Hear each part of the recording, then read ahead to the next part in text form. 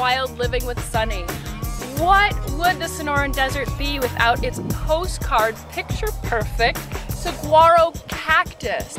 If you live in southern Arizona, southeastern California, or in the northern parts of Mexico, in Baja, get out there and harvest these guys. You will not regret it. They are a gourmet, super nutritious wild food. The traditional way of harvesting saguaro fruits is to find an old, dead, dried out saguaro root itself, and then along that long pole attaching horizontal pieces at varying heights. That way you can shimmy off the fruits. I haven't been able to find any of those, so what I've done is to actually take a citrus harvester and use that, and I find that it works pretty well. When you're looking for a place to harvest, I would first go to private landowners, and if you can't find any, then maybe try out your local nursery. I really like to show you my favorite little local nursery here in southern Arizona, and let's check that out after I show you how to harvest.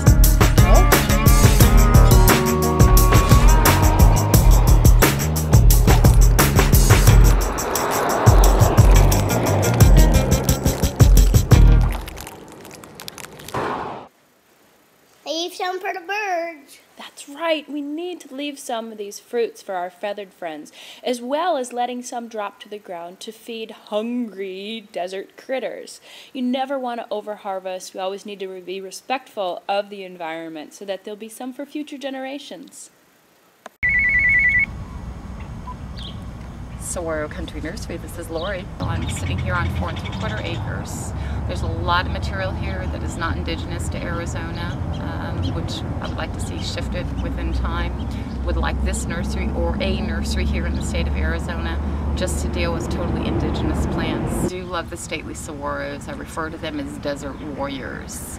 Harvesting right now, I'm harvesting a lot of saguaros, but I'm at that point where for the environment we need to start leaving the saguaros alone. Too much is being done, too many are being plowed under, too many mountains are being blasted, and that's an area I'm working in right now, an area where they're blasting out for a mine. So what I'm trying to do is save the saguaros and bring them here into the nursery, but they take so long to grow that I really firmly believe within the next 10 years, Department of Agriculture here in the state of Arizona is basically going to say, okay, no more harvesting. Besides pulling from the desert, I have a lot of residential people in the area that call and say, I have a saguaro, I don't want it anymore, I have a fear because it's leaning, I don't want it to fall on my house, it's chock full of bird holes, it's really ugly and lost an arm or two, will you come save it?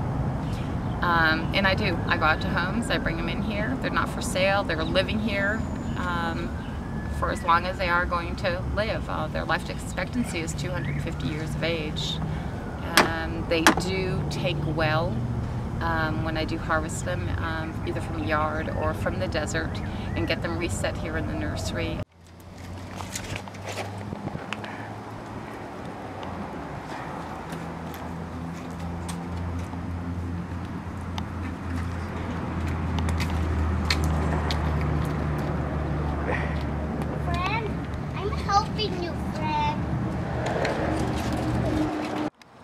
All right, thank you so much to Lorrie and her crew here at the Saguaro Country Nursery. It's 111 degrees outside today, so these guys were amazing. They helped me harvest up a bunch of great fruits that are actually going off here in the desert right now in all this heat, and it's a really ideal time right before the summer monsoons hit. So let me show you what we found.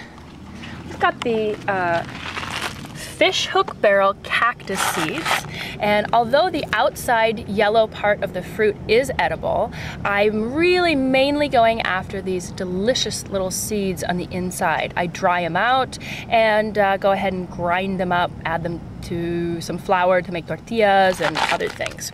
Here we've got the Cereus fruits, and once they turn a nice pinkish color, you can go ahead and harvest them up. They're likened to a kiwi. And here, the little blue candle fruits. These things are amazing. They're likened to a blueberry, and once they get this really nice, rich fuchsia colored, you can go ahead and harvest them. Here we've got our Saguaro Cactus fruits. They are going off the hook right now in the desert. Absolutely delicious. These guys helped me harvest up about 9 bagfuls of these today. Then we've got the Chilean mesquites, and behind them are the Screwbean mesquites. And finally is our elephant weed. It's a nice little succulent that does well in the desert, and you can add it to salads or you can cook it into a stew. It really can be used in any way that you might use purslane. So again, thanks so much, you guys. I really had a great time. Support your local nurseries, and make sure and ask them what plants are best suited for the environment you live in. So what about all of our yummy saguaro fruits that we harvested up earlier with our citrus picker? Well, you can do a lot of different things with them, from making jams, jellies, syrups, and candies. But frankly, my favorite way to eat them is to just simply dry out the pulp and seeds for a high energy, sweet snack food. There are a lot of different ways that you can harvest them. Some people like to lay down tarps and pull the fruits down so they don't get full of gravel and dirt. Some people like to let them fall naturally, dried out in the sun. Some people like to pick them before they burst open here. But play around with it, see which way you like. And I'm just gonna show you a really quick and easy way of drying them out.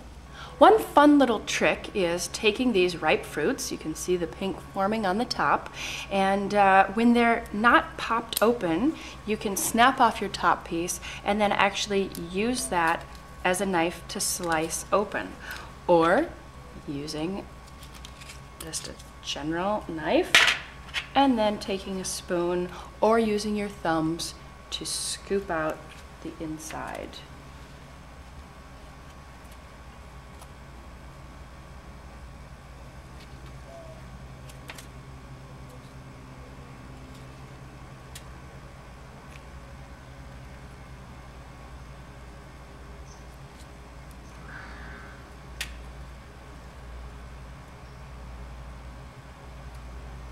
Once you get a bunch of fruits onto the tray, you just want to use your hands and mash them up.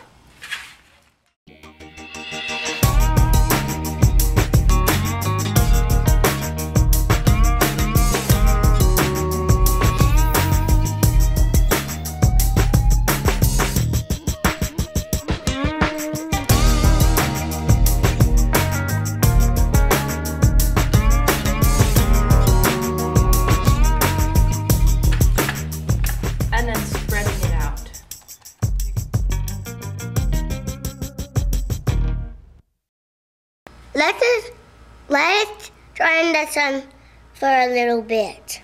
Yeah, probably about 2 days it'll take. And then you can pull it off and put it into a glass jar and enjoy. Amazing, amazing food. Thank you to the Saguaros. They really provide us with an amazing source of sustenance. So get out there and enjoy, and we'll see you next time.